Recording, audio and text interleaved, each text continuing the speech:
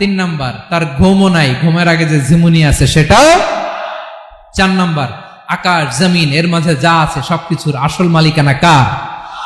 5 number, কিয়ামতের দিন যখন থারথার করে নবীরা কাঁপবে, তার অনুমতি ছাড়া কেউ আল্লাহর দরবারে দাঁড়িয়ে সুপারিশ করতে পারবে।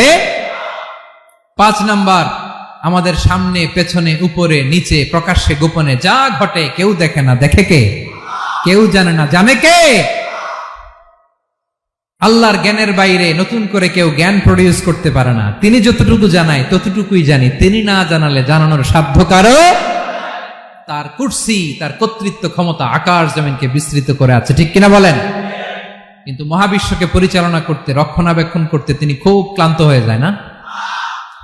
ক্লান্ত হয়?